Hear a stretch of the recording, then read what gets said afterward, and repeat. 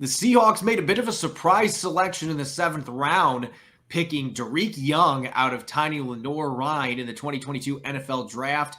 What does Young bring to the table for the Seahawks? We'll be finding out from a source that knows him pretty darn well on today's latest installment of Locked On Seahawks. You are Locked On Seahawks, your daily Seattle Seahawks podcast. Part of the Locked On Podcast Network, your team every day.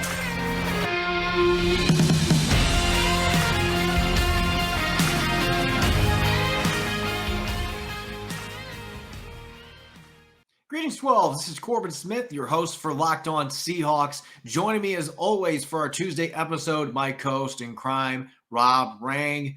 As always, thanks for making Locked On Seahawks your first listen 5 days a week. We've got a very special guest set to join us on today's episode, somebody that's got a personal experience coaching new Seahawks 7th round pick, Dareke Young. Plus, we'll continue our Inside the Seahawks draft series with Rutgers receiver Bo Melton, who the team selected with their first 7th round pick in the draft last month.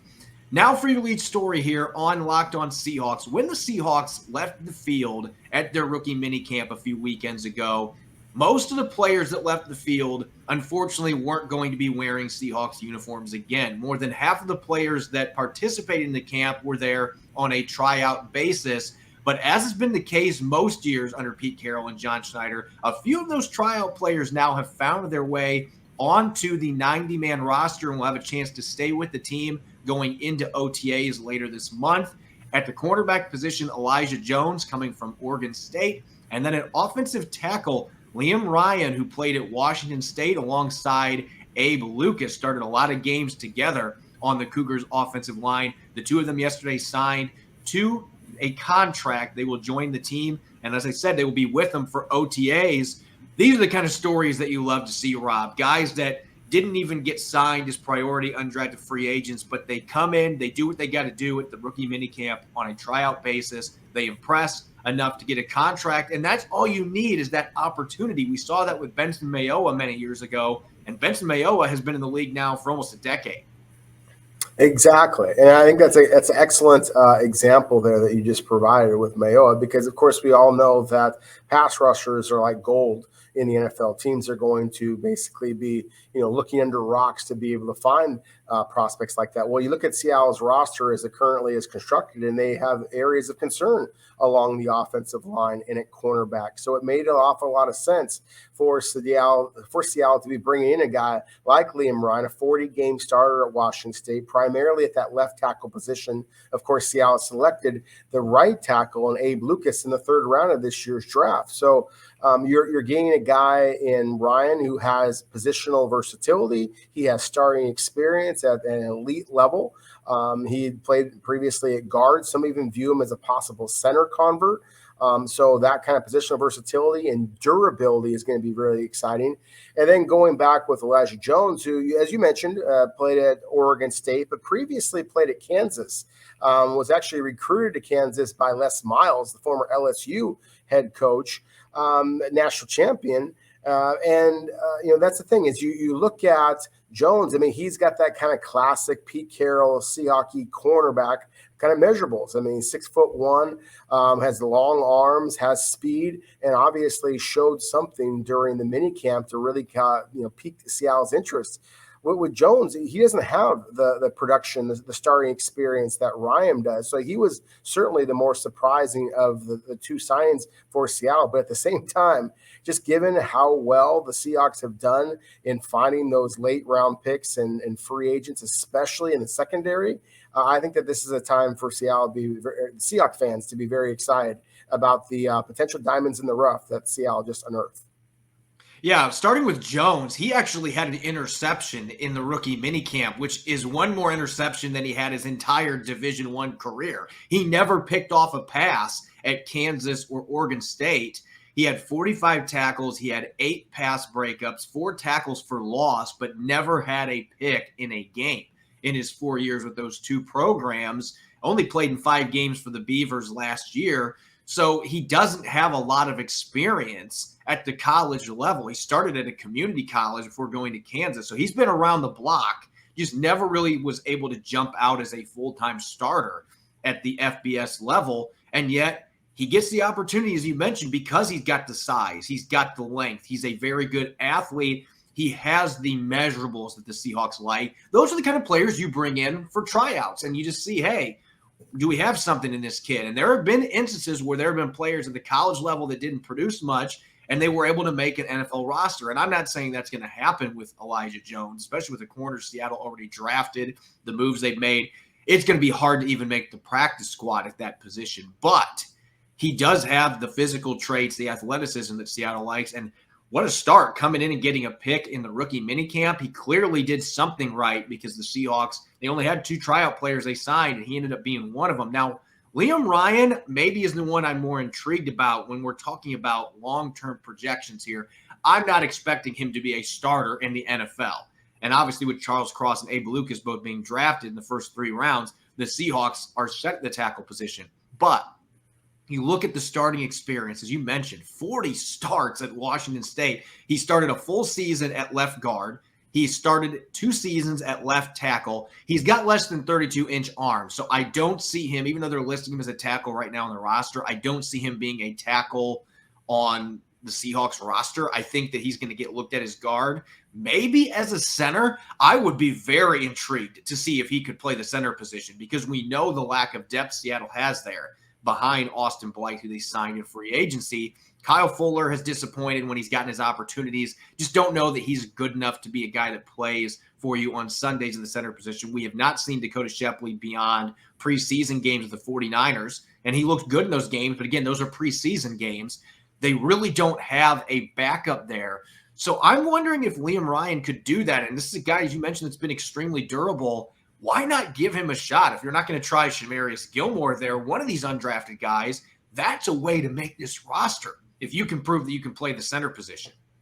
No question about it. And again, just the positional versatility. I mean, let's just imagine for a moment that he can't play that center position, or at least not compete at that spot for meaningful opportunities this season as a rookie.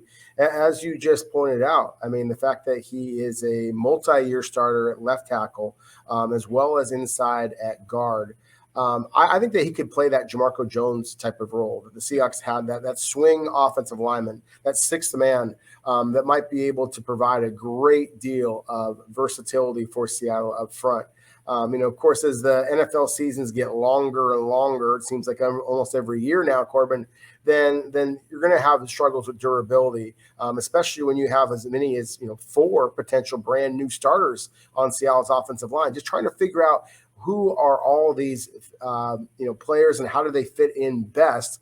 Well, you already know that Abe Lucas is going to be very, very familiar with Liam Ryan, as well as Charles Cross, obviously coming from Mike Leach's offense as well, obviously at Mississippi State, wasn't a teammate, but still the ability to be able to have a conversation and be talking in the same language, the way that these 3 rookie offensive linemen for the Seahawks now will be able to do that, that's critical. That's a huge part to being able to get onto the field and be able to actually mesh together. And that's such an important part of any offensive line, but it's definitely one that is expected to use as much of the zone blocking system as Andy Dickerson and Shane Waldron are expected to employ for Seattle. So again, another sign that I think makes an awful lot of sense the further you dig into the details about Liam Ryan, and again, Elijah Jones as well. For these 2 guys, again, just getting the opportunity. Not many tryout players get signed to rosters. Most of the guys that participate in that mini camp probably won't wear an NFL helmet again. That was their one opportunity. These 2 guys took advantage of it. Now they get additional chances in OTAs, mandatory minicamp, assuming that they stay on the roster. Sometimes these guys are on the team for a week and they get bounced. Sometimes you end up with Benson Mayowa and they're still in the league 9 years later. You just never know, but they're getting the opportunity. And I think you look at these 2 guys, Jones is going to have to prove himself on special teams. He's going to have to prove that he can be a practice squad developmental guy. Maybe he hangs around that way. Ryan, on the other hand, I don't think it's far-fetched to think that there's a possibility that he could battle his way to maybe being in contention to make the roster, because the Seahawks have very little depth at tackle. They've got their 2 rookies, And then you've got your 2 second-year players, and then Greg Island's the only other tackle they have. Guard, you've got 3 really good ones, and then you've also got Shamarius Gilmore, but there could be some depth things there. And obviously, as I mentioned, at center, you have your depth concerns. So if Ryan can play center, that immediately bolsters his ability to make this team. So I'm curious to see what both these players do. We'll be keeping tabs on them when OTAs open on May 23rd. Coming up next, we've got a special guest set to join us, Coach Dareke Young at Lenoir Rhyne, going to break down the Seahawks' 7th-round receiver when we return for this special edition interview. Imagine dipping your finger into that plastic tub of birthday cake frosting and then opening your eyes and realizing that it was only 150 calories and 16 grams of protein. It might sound like a pipe dream, but that is what it's like to eat a birthday cake puff from Built. I received my birthday cake puffs last week, and the box is already gone. I've never had anything like this before. They're available right now online. We can't promise they will be there tomorrow, though, so go get them today at Built.com. If you haven't tried puffs, going to let you in on a secret. Chocolate-covered marshmallow, basically infused with protein. You heard me. Delicious flavored marshmallow covered in 100% real chocolate. And Built's birthday cake puffs take a delicious experience of biting into a fresh slice of birthday cake and robed it in 100% white chocolate and added sprinkles. I wish I had another box right now. With 150 calories, 16 grams of protein, and only 9 grams of sugar, this limited time flavor is an amazing option if you are looking for a healthy way to get flavor and variety in your day. Go to Built.com to get birthday cake puffs now. Built.com, use the promo code LOCK15 and get 15% off your order. That's LOCK15 at Built.com for 15% off your next order. Welcome back to the Locked On Seahawks podcast. I'm your host, Corbin Smith. Joining me as always, my co-host in crime, Rob Rang. Thanks for making Locked On Seahawks your first listen 5 days a week. Joining us on the Locked On Seahawks hotline, we're happy to welcome somebody that knows one of Seattle's draft picks pretty darn well. Devin Figaro, the receiver coach for Lenoir Rhyne, previously coached at Valparaiso back in my neck of the woods in northern Indiana. Also coached at Notre Dame College, played collegiately at Tulane as well as Louisiana Lafayette. Devin, thanks for joining us. We greatly appreciate it. I appreciate you guys having me. So you joined the staff with the Bears back in 2019. Dareke had been on campus for a couple years at that point. What was your initial impression seeing this kid? What stood out to you taking over as the new receivers coach? Well, initially, he was one of the first guys that the whole staff met. So when we came in, these guys were on break. A few guys were in town, and Dareke was actually like the first player that I met. And initially, it was just his stature. His physique. He had a Letterman jacket on then, but you could still see that he had a nice frame to him. Tall cat. His mannerism was the biggest thing that stood out to me. As a coach, you want to make sure you come in and develop a relationship with your players and kind of tread water lightly as you're a new guy, new face to what they're getting used to. And it's just everything about him, his demeanor. He's calm-natured, his physique. And it was a pleasure from start to finish and still talk to him pretty much quite often. And he hasn't changed. He's always been the same. So that's one thing I appreciated and one thing that stood out about that with him. Okay. That's a great answer. Thank you for kind of enlightening us in just how he was developing there. I'd ask you to kind of just dig a little deeper. Can you give us like a quick story, an anecdote of how that you saw Dareke Young perform, whether it be in practice, whether it be in taking a younger player under his wing, any kind of performance during the game, a game itself that he just kind of took over, just something else to kind of allow our listeners who have only seen some, a few highlights of what Dareke Young was able to do for you at Lenoir Rhyne. Can you kind of give us a little bit more about who he is as a person or as a man, as a player? Sure. Yeah.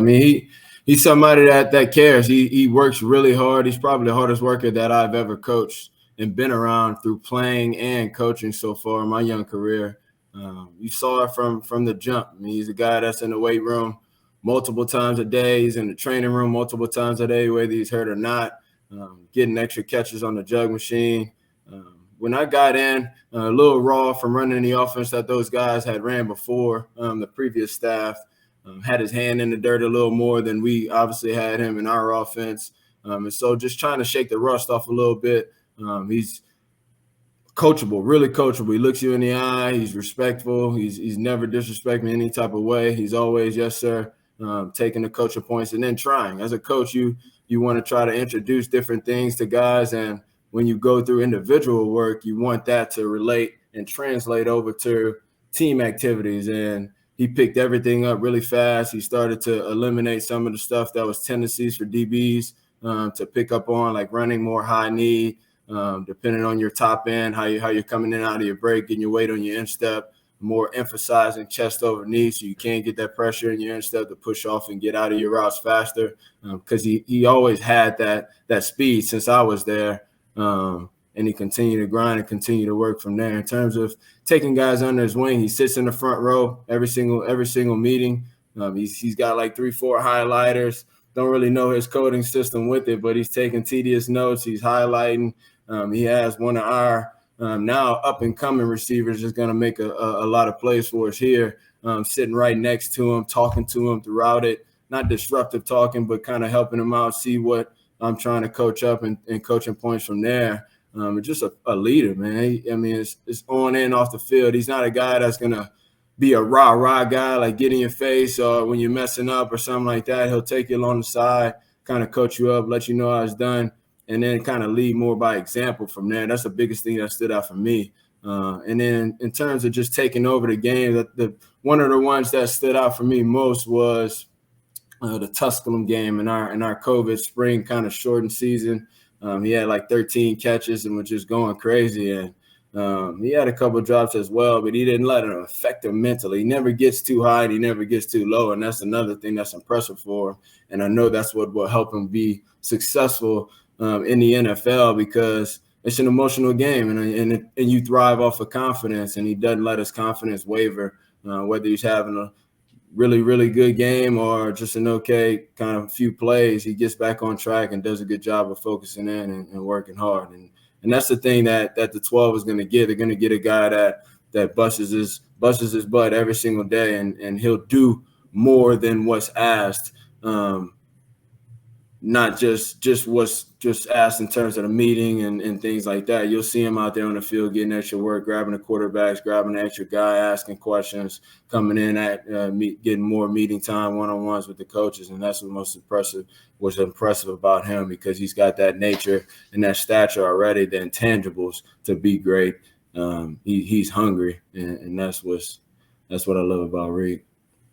We see this a lot now, and you and I were talking about before we got set with this show about how recruiting has changed. Obviously, there's a lot of differences in college football right now, but what a kid looks like when they're 17 or 18 years old doesn't always necessarily show you what that kid is going to look like 2 or 3 years later. And I was looking at Dareke's high school recruiting profile after he was drafted by the Seahawks, because I was just curious, and I looked and I'm like, 174 pounds, ran a 5-second 40-yard dash, had no rankings from anyone. And he told us in our intro conference call, like, I really didn't have any other options. And he's like, Lenoir Rhyne was the one school that continued to touch base with me. So that's where I ended up going. They were legitimately interested in me.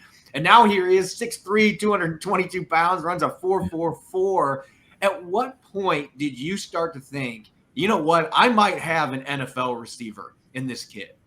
Sure. It was the spring season. I came in knowing that he'd probably be a camp guy, but just his growth and his work ethic and training and just knowing that he wants to provide for his family and his goals. He saw Kyle Duggar and the success that he had and the attention that he's getting. And I think it kind of fueled him even more that, hey, I do have a shot to actually make it and stick in the league as long as I continue to grind my butt off and do what's asked. And again, he's a guy that just, you do whatever you ask for him in terms of what the program's ask. Coach Caldwell, our strength coach, does a hell of a job. They kind of stick to a strict plan. These guys come from high school to college. And when you get to college, you're eating a lot more because you have access to the calf as many times as you want.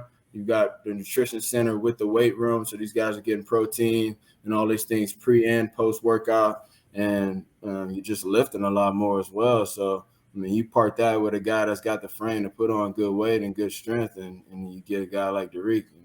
He kind of surprised me. I didn't think he was. I asked him, "What do you think you gonna run in the 40?" before he ran. He was like, "I'm 4.3 for sure," and he did hit 4.3 when he was training at Exos in Florida. But it was kind of windy that day. Not trying to give excuses, but out at Charlotte at the pro day, it was pretty windy. Those guys didn't get a chance to run with the wind; they ran against it. And so to be able to run a 4.4 flat against the wind was pretty impressive for him. That was exciting. That is certainly impressive. I mean, it's unbelievable how he has kind of ascended as a talent. Of course, you have, you being the humble guy that you are, had something to do with that as well. And so I just kind of ask you, like, how did you use Dareke Young? I mean, I saw on tape that he was used in a variety of different fashions. He was not just your traditional split end or flanker. We've seen this. So many receivers in today's NFL, Deebo Samuel in San Francisco being a perfect example of it, that are just asked to play multiple different roles. Sure. Was it because Young was such an incredible talent that you decided to do that? Or were you also thinking that, hey, we just want to make our offense more multiple? Or was it a combination of both? I think it's our offense is multiple in its whole, but you also, as your game planning, you try to, you come in the meeting room and the offensive coordinator does a hell of a job, Anthony Soto, and you try to design plays or make sure, hey, at minimum, we're trying to get this guy this amount of touches. And then you start to break down the deficiencies in the defense and see how we can exploit them. And Dareke can do it all. I mean, he can run routes, he can carry the ball. And so we marry that part up with the run game in turn doing the fly sweeps and the jet motions, the short screens, using his explosive ability, and also taking a couple shots. And so when you got a guy that can do all that, especially at our level, it's just that much better for us, and able to marry that up with the run game. It helps us out. Our running back did a really good job this year, had about 1,700 yards, and so it freed up some of the receivers, which we're licking our chops. I mean, if we get one-on-one matchup, especially with Dareke, I mean, it's pretty much a done deal in terms of being a successful play. So it's a combination of both, but you also got to cater to your guys. You got to adjust each year depending on what your roster holds. And it was just fortunate for us walking into that program with Dareke and a lot of other receivers, but more specifically Reek, being able to do everything that we wanted to do and get even more creative. I mean, we lined him up in the slot, we lined him up as a number 3, number 2, number 1 receiver, isolated him on the other side as well, and just tried to exploit the defense as much as we can.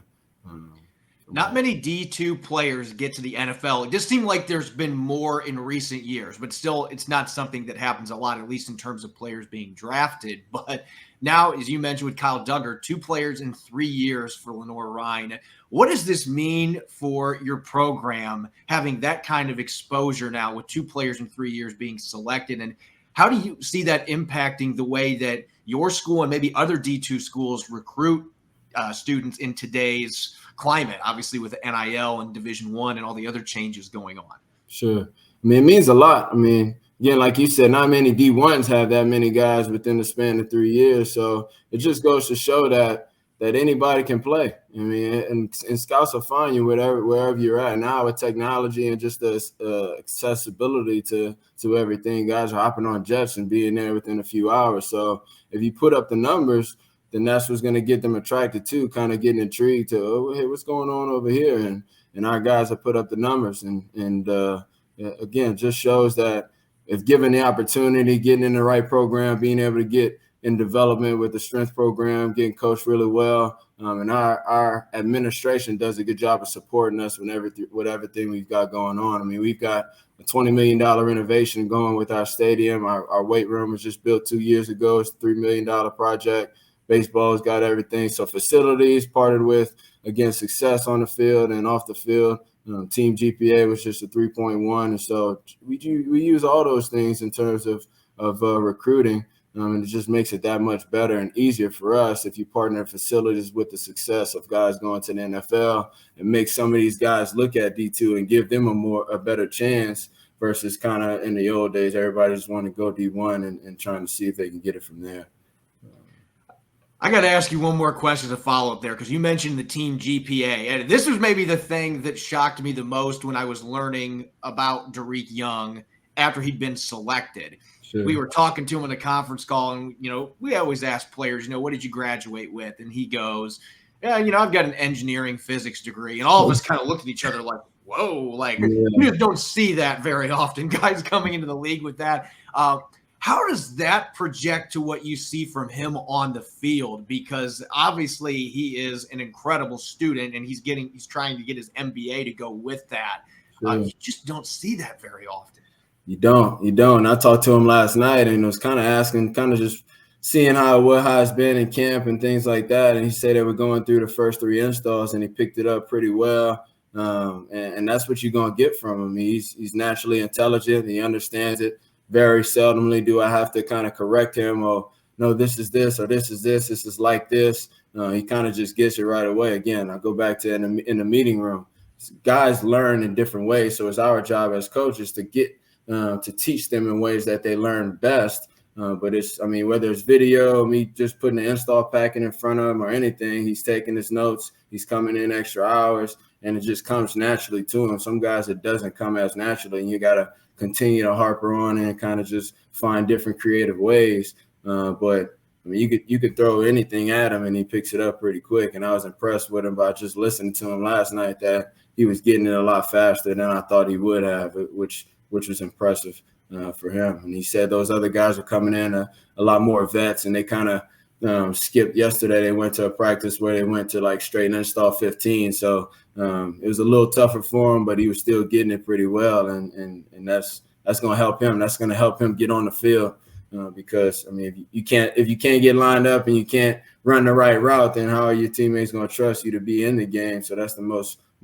important thing for him as he's going through these first couple mini camps and getting ready to go. Yeah, I know we're really excited to see what this kid can do on the field. We got to see him a little bit in rookie minicamp. Obviously not going to see too much when you're watching rookie minicamp walkthroughs, but you could see the size, you could see the speed.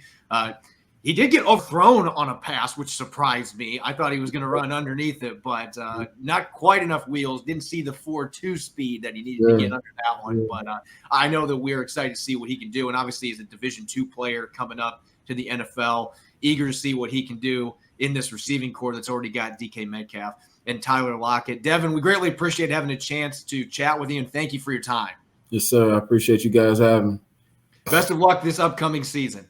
All right. Thank you. Coming up next, Rob and I are going to continue our Inside the Seahawks draft series. Dareke Young wasn't the only receiver that Seattle drafted in the 7th round. We'll be taking a look at the strengths and weaknesses for Bo Melton, heralding from Rutgers, also a Senior Bowl standout, when we return in a moment. This episode is brought to you by Rock Auto. With the ever-increasing numbers of makes and models, it's now impossible for your local chain auto parts store to stock all the parts you need. Why endure often pointless or seemingly intimidating questioning and wait while the person behind the counter orders the parts in their computer, choosing the only brand their warehouse happens to carry? You have computers with access to rockauto.com at home and in your pocket. Save time and money using Rock Auto. Why choose to spend 30, 50, even 100% more for the same parts from a chain store or car dealership? Rock Auto is a family business serving do-it-yourselfers for over 20 years, and they have everything you could possibly ask for, whether it's brake parts, tail lamps, motor oil, or even a steering wheel cover. Go explore their easy-to-use website today to find the solution to your auto parts needs. Visit rockauto.com right now and see all the parts available for your car or truck. Write Locked On in their How'd You Hear About Us box so they know we sent you. Amazing selection, reliably low prices, all the parts your car will ever need. rockauto.com. You're listening to the Locked On Seahawks podcast, Tuesday edition. This is your host, Corbin Smith. Joining me as always, Lenoir Rhyne. Thanks for making Locked On Seahawks your first listen 5 days a week. We greatly appreciate it. We just had a chance to learn a bit more about Dareke Young, the 7th round pick out of Lenoir Rhyne, but he's not the only receiver that Seattle drafted in the 7th round. And maybe this one was the more surprising one, given the fact that Bo Melton, coming out of Rutgers, most mock drafts that you saw out there had him going in early day 3 in the 4th round, and he lasted all the way till the middle of the 7th round, despite getting to the Senior Bowl, despite running a 4.34 40-yard dash. This is a guy that I thought was going to go a lot earlier. So there's potential for this to be a great value selection for the Seahawks, getting him at pick 229. I 100% agree with you, Corbin. I was not surprised that he wound up dropping as far as he did, just because we talked about this in the build-up to the draft. The 2022 NFL draft class was just so much more saturated than prior years because, of course, the NCAA granted that extra year of eligibility to players. And we saw a record number of wide receivers come off the board in the first round. 6 of the first 18 picks were first rounders, 13 picks selected over the first 2 rounds. That's never happened at in the NFL draft, the wide receiver position as well. So a lot of really good receivers wound up dropping very far down the board, and Bo Melton being a perfect example of that. He should have gone in the 4th or 5th round. Most years he would have, but he slips to Seattle all the way down in the 7th round, and I think that they got an absolute steal. This kid, how quick he is, his straight line speed as well. This is a guy who can make people miss. He is a perfect slot receiver in Shane Waldron's offense. You can just see, those of you watching on YouTube could see like the strengths and weaknesses that we just kind of illustrate up there. Again, his ability to impact the game with his quickness and his speed is going to make him a guy that can make plays as a slot receiver on special teams as well. He was a very productive receiver at Rutgers, was kind of their guy for years. And so I think that this is a guy that I think in a lot of ways may wind up being Seattle's biggest steal of a 2022 draft class, Corbin, that I think you and I both agree it looks like one of the best that John Schneider and Pete Carroll have ever put together during their time in Seattle. You mentioned the production, and Melton never had more than 700 receiving yards in the season, but that comes with a huge caveat. Rutgers has not had a good quarterback, let alone a great one, during his time on campus. This is not an offense that's built around passing the football. And I can't tell you how many times going back and watching Rutgers film where Melton was open and the quarterback could not get the football to him. So that was a big issue. I think you put him in another offense with another program. This is a guy that consistently can get 1,000-yard seasons, and he might be drafted in the 3rd or 4th round then. But I'm sure there are teams looking at some things on film, like the production's not there that a lot of these guys have. But I think you look at the tape, the first thing that jumps out to me, he ran a 4.34 40-yard dash. I don't always see that speed from him on the field in terms of the ability to create separation. Now, maybe part of it was just the offense he was playing in, but I didn't always see that burst. What I did see, however, was the quickness working in and out of breaks. I saw the really good footwork working along the sidelines, and he got tested because his quarterbacks couldn't throw the ball accurately half the time.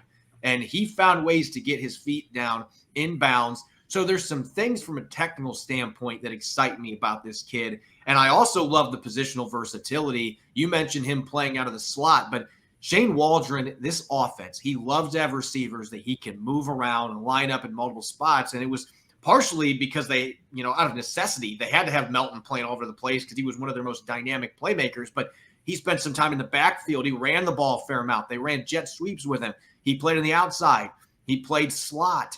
He played some special teams, not a ton for Rutgers, but we got to see him at the Senior Bowl do that a little bit. Had his struggles catching punts, but I think this guy could be a very good punt returner if he can clean up that aspect. That's a huge deal. You got to be able to catch the punt first, but the other traits are there for him to be really good in that capacity. And I thought given the opportunities that he had, he was pretty darn productive at Rutgers, even though he didn't have a great quarterback and he wasn't in an offense that necessarily fit him.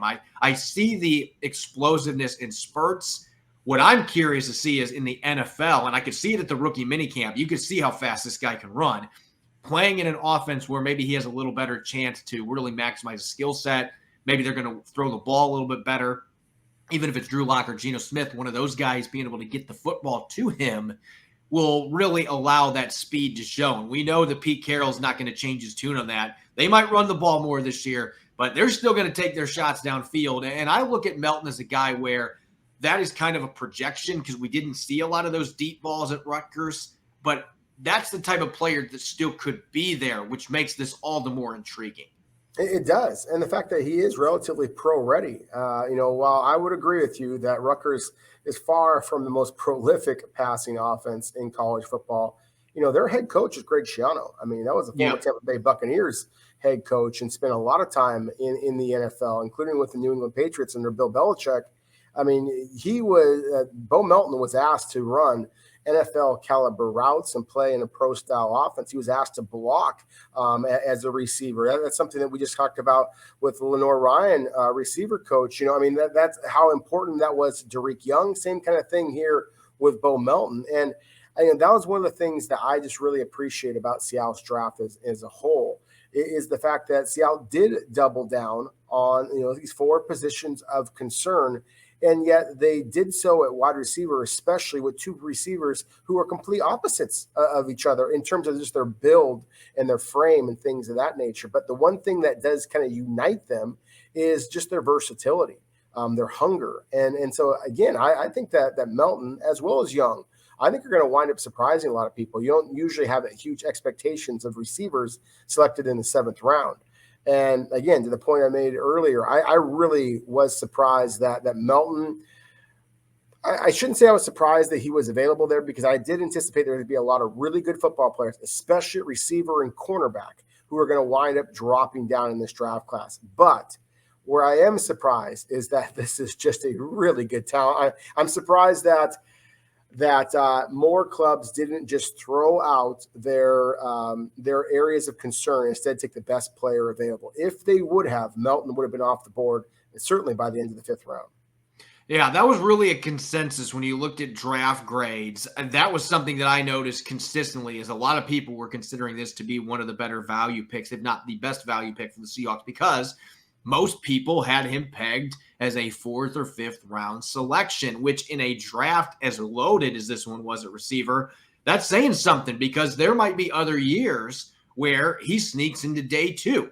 And we're seeing this every year. There's a ton of great receiving talent that's coming out annually now. That's just the way that 7-on-7 and the way college offenses have changed, and just the way teams are slinging the football around. There's more receivers coming into the league pro ready than ever before. So maybe that wouldn't be the case moving forward. But in the past, Bo Melton certainly could have played into day 2 consideration. He's got that kind of talent. This was just a loaded draft class at that position. I still think, though, when you look at the depth chart for Seattle, you've got DK Metcalf, you've got Tyler Lockett. Freddie Swain doubled all of his stats last year. He's shown some upside. D. Eskridge, they still believe, can be a game wrecker. He just last year, the concussion just set him back and he wasn't able to recover, missed those first 7 games.